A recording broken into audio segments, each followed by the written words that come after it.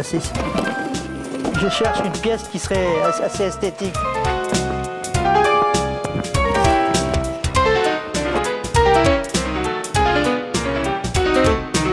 Là, c'est des sondages, donc, mais en plus, ils sont tombés sur un endroit où il y a des fougères. C'est la fin de l'ère primaire. Donc, vous voyez la tige principale avec tous les rameaux de la fougère.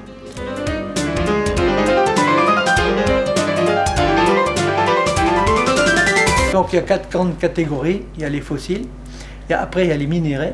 Donc les minerais, c'est des éléments chimiques qui sont utilisés pour l'industrie. À côté de ça, il y a la pétrographie. Donc la pétrographie, c'est les roches elles-mêmes constitutives. Et la 4e catégorie, c'est les minéraux. Donc les minéraux bien individualisés, bien cristallisés, avec toutes leurs différences de forme, de couleur. C'est intéressant d'avoir plusieurs minéraux parce que on appelle ça une paragénèse, c'est-à-dire qu'ils sont arrivés dans des conditions différentes, les uns après les autres, et c'est l'analyse de ces conditions qui permet souvent de caractériser toute l'histoire géologique du lieu où on les a trouvés. Donc là, c'est une pièce qui visiblement vient du Maroc, de Mibladen, et donc en premier lieu, il y a eu de la barytine qui s'est cristallisée, c'est un sulfate de baryum, et par-dessus, il y a des petits cristaux rouges de vanadinite, donc un minéral qui est assez rare quand même, il n'y a pas beaucoup de gisements sur Terre. Un échantillon de quartz. C'est de la silice cristallisée. C'est un très bel échantillon qui est pratiquement limpide, probablement français, compte tenu de la structure. La plupart des quartz sont complètement opaques, mais certains quartz sont limpides, il y en a qui le sont beaucoup plus, qu'on appelle le cristal de roche. Le plus joli, c'est celui de la mine de la Gardette, l'ancienne mine d'or, qui a été trouvé à l'époque des dauphins. Et là, il n'y a pas d'équivalent, c'est des quartz d'une beauté absolument stupéfiante. Et donc c'est dans l'Oisans. Hein. Là, vous avez une calcite qui est du carbonate de calcium. C'est la variété pure du calcaire, si vous voulez. Là, elle est caractérisée en rhomboèdre, c'est-à-dire c'est la forme la plus habituelle de la calcite. Et celle-ci, elle vient de l'ancienne mine de Perbrune, dans le Tarn.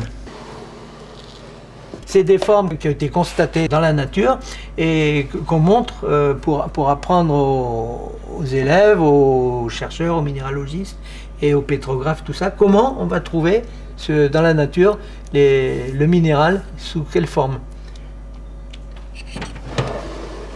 Tous les types de systèmes cristallins sont représentés ici.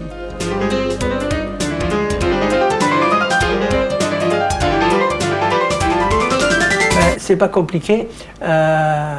L'homme, d'une façon générale, a toujours essayé de se rattacher à quelque chose de très ancien et qui ne dépend pas de l'homme et qui soit quelque chose de naturel.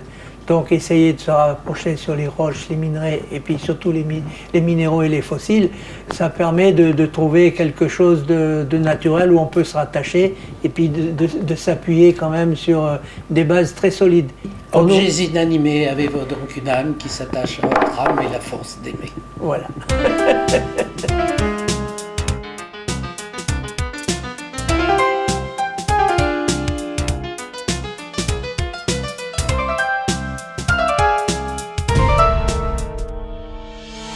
La collection Termier. Termier, c'est un grand géologue à la frontière entre le 19e et le 20e siècle, qui était professeur ici, qui est resté suffisamment longtemps pour constituer une collection des cailloux de la région. Autour de Saint-Étienne, il y a des cailloux assez variés, il y a des granites, il y a des roches volcaniques, etc., des schistes, il y a aussi des roches sédimentaires. Et donc, Pierre Termier a constitué cette collection, et on a encore les fiches qui décrivent les échantillons de la main de Pierre Termier. Pour les géologues, Pierre Termier, c'est quelqu'un de très connu. On lui doit des découvertes sur les Alpes, en particulier ce qu'on appelle les nappes de charriage. Enfin bon, ça c'est un peu technique, mais il a montré des choses nouvelles dans son temps sur les Alpes. Il a montré qu'il y avait des grands morceaux des Alpes qui s'étaient déplacés horizontalement sur plusieurs dizaines de kilomètres. On appelle ça des nappes de charriage. On est content d'avoir ces roches de Pierre Termier.